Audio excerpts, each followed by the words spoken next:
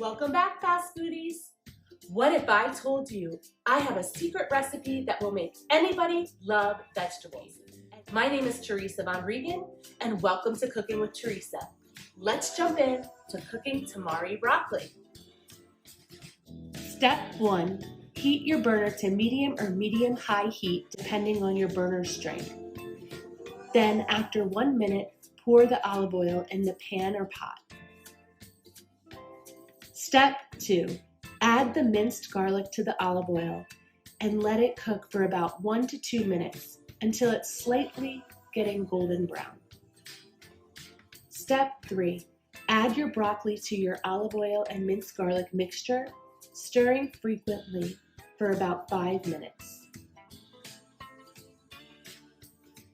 Step 4. Add the tamari to the broccoli, olive oil, garlic mixture and toss for about 5 minutes. After 5 minutes of simmering the tamari with the broccoli, your tamari broccoli is ready to serve. This is a foolproof way to have anyone eat their vegetables.